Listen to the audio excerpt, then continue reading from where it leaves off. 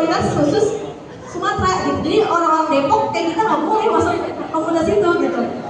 Boleh balik lagi ke tujuan. Pesannya kuat-kuat ya teman-teman. SNBP nggak semenyenangkan itu, Pak. SNBP nggak semenyenangkan itu. Yang menyenangkan apa kan? Kuliahnya. Kuliah dan menyenangkan teman-teman. Jadi kalian nggak usah takut ya. Pasti kuliah di mana aja aman kok, ya kan? Mau di swasta, mau di negeri, ya aman-aman aja. Oke, terima kasih banyak Kak Muti. Tepuk tangannya untuk Kak Mutiara dan juga untuk Kak Nadia. Setelah ini kita akan membuka sesi tanya jawab untuk 3 orang yang bertanya ya. Sebelum bertanya boleh angkat tangannya, terus sebutkan nama, kelas dan juga pertanyaannya untuk siapa. Oke. Boleh berdiri Kak. Oke, sebelumnya perkenalkan dulu, nama saya Iqbal Fahrudin Irawan dari kelas 12-2. Saya mau bertanya nih, sebagai orang yang lebih milih untuk kerja duluan, saya mungkin masih harap buat gap year. Nah, kalau gap year itu apa sih kesulitannya? Sudah sekian pertanyaan dari saya, terima kasih. Oke, buat pertanyaannya gap year tuh kayak gimana sih gitu ya? Iya, kayak apa tantangannya buat anak gap year gitu? Mau ikut TPK? Mau ditanyain ke siapa kira-kira? Untuk Fadila. Saya Kak Fadila. Maksudnya karena dia. Kata dia, oke. Terima kasih Kak Iqbal. Kira tantangannya untuk gap year itu gimana sih? Oke, makasih Iqbal pertanyaannya. Pertanyaannya bagus banget. Tantangan gap year itu apa? Sebenarnya kayaknya 11-12 sama tantangan mau kuliah di mana. Gap year itu tantangannya ada di kesiapan mental kalian. Kenapa gitu saya bilang? Karena satu, temen seangkatan kalian udah pada kuliah, entah itu di PTN mana, di PTS mana, entah itu dia udah kerja gitu. Jadi kadang adalah ego kesentil. Wah, dia kuliah, wah dia kerja, gue mesti gap year, gue mesti belajar gini-gini aja. Kesulitannya di situ ya. Terus yang kedua adalah sebenarnya ini nggak tahu ya kesulitan atau bukan, tapi gimana cara ngebagi waktunya biar tetap produktif. Gak mungkin dong selama gap year itu selama 1 tahun kalian gak ngapa-ngapain itu kalian cuman diem mendem di rumah gak ngapa-ngapain. Nah kesulitannya mungkin di situ. Di situ kalau daripada nggak ngapa-ngapain, kalian tuh harus improve skill. Misalkan ikut webinar, seminar-seminar, atau kalian mau nyoba kerja, magang. Jadi jangan sampai gap year itu sebenarnya sulitnya adalah ketika kalian nggak ngapa-ngapain itu.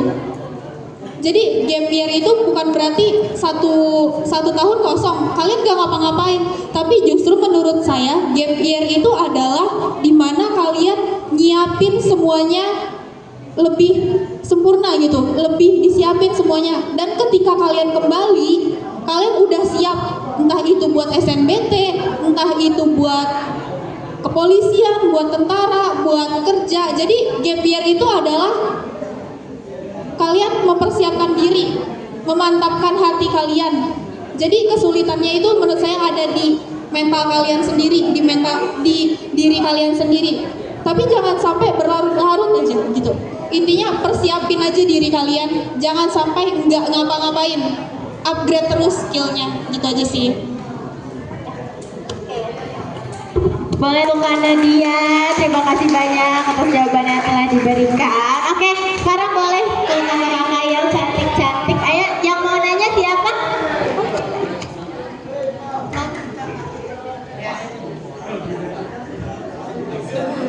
Perkenalkan, nama aku Hanina Zahra dari kelas 12-2. Jadi kan karena dia tadi nyaranin kita buat belajar SNBT itu dari yang udah bisa dulu dan berkuat kan.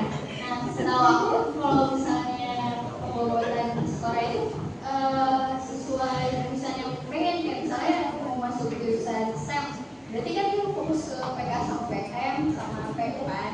Nah kalau misalnya kita kayak PK-PM masih gitu. Terus yang kita tahu kayak cuma perempuan yang lain itu saya adalah gimana? Apakah kita harus kayak fokusin di PKPM dulu karena kita kan mau masuk STEM atau kayak perbuat aja yang lain juga gitu. Udah, terima kasih. Oke, terima kasih. Jadi sebenarnya jujur saya juga masih kurang tahu cara penilaian ngambil skornya itu, maksudnya prodinya ini gimana ngambil skornya. Cuman kalau misalkan kamu beneran merasa lemah banget di PKPM, udah lihat hasilnya belum? Udah lihat hasil nilainya belum dari tryout? Baru sekali? 2 kali? Ada peningkatan nggak? Nggak ada? Atau sedikit? Saran saya kalau kamu beneran merasa, kan kayak yang saya bilang tadi, temuin cara belajar kalian. Nah, cara saya itu adalah saya belajarnya apa yang saya kuasai aja. Jujur, saya milihnya jurusan saintek, tapi nilai saya yang paling tinggi itu ada di LBE sama LBI. Intinya yang bukan buat saintek lah, tapi saya keterima kok di jurusan saintek. Jadi menurut saya, kembali lagi ke kamunya, cara belajar kamu ini gimana, dan itu bebas. Kali kamu mau push gak di PKPM itu, kamu udah pede belum di PU sama subtes lain lah gitu? Udah pede? Oke, bagus, berarti nilainya udah aman seharusnya. Kamu gak apa-apa kalau udah merasa aman, kamu push di PKPM, itu gak apa-apa. Tapi jangan sampai terus-terusan di push yang nyampe kamunya jadi stres. Intinya temuin cara belajar kamu senyamannya kamu. Kenali diri kamu. Jangan berpatokan sama orang lain. Patokin sama dirimu sendiri ya. Gitu aja. Sama-sama.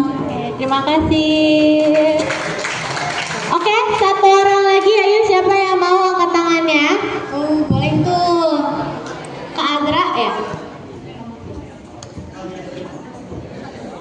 Assalamualaikum warahmatullahi wabarakatuh.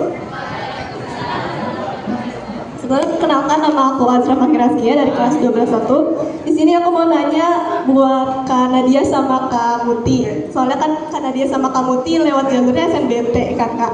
Nah di situ tuh aku mau nanya, kira-kira kalau misalnya tryout sama soal aslinya tuh susahan mana sih Kak? Soalnya kan kata orang-orang kadang tryout itu susah banget, tapi pas aslinya mudah, atau sebaliknya. Terus kita kan udah mau mendekati SNBT Kak, kira-kira harus mulai belajar materi dulu atau nyoba latihan soal aja terus-terusan gitu? Terima kasih. Terima kasih Kak Adra. Boleh dijawab?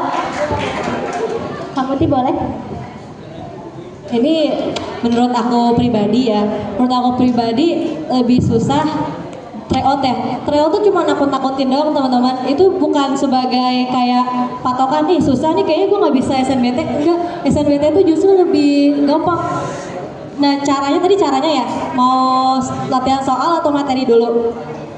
Kalau menurut aku latihan soalnya terus kayak apa ya Kak? Ya udah kayak latihan soal, terus nanti seminggu kemudian evaluasi dari soal itu. Kayak gitu sih cara aku belajar. Kalau misalkan Kak Nadia gimana Kak?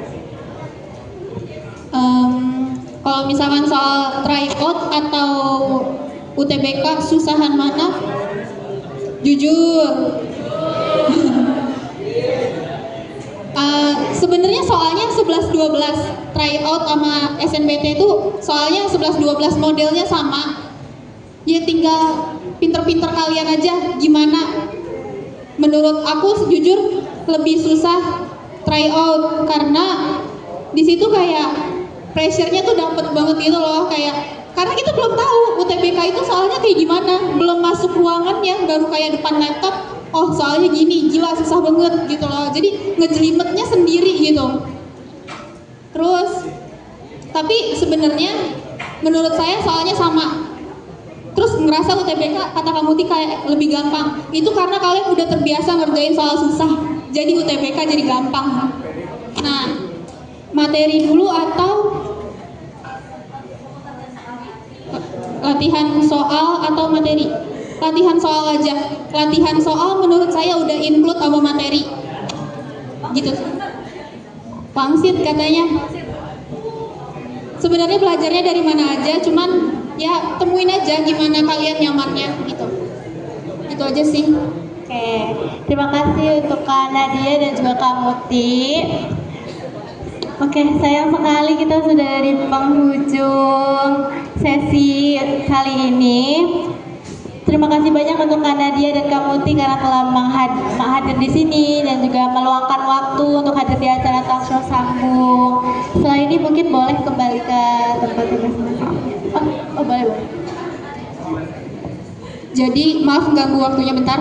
Jadi gue punya buku pre-love bekas tahun lalu, baru diisi beberapa subtes lah.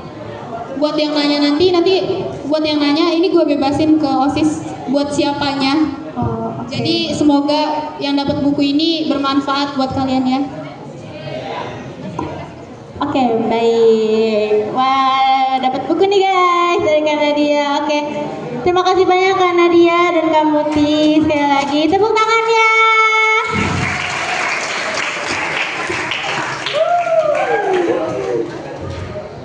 Oke. Karena sesi pertama kita sudah selesai, tapi jangan sedih dulu karena masih ada sesi 2 yang akan menghadirkan narasumber yang hebat-hebat juga, oke? Nah, untuk itu aku kembalikan lagi ke MC. Nanti kita bakal ketemu lagi. Untuk kurang lebihnya mohon maaf. Nah, benar banget. Semoga kita mendapat ilmu yang bermanfaat.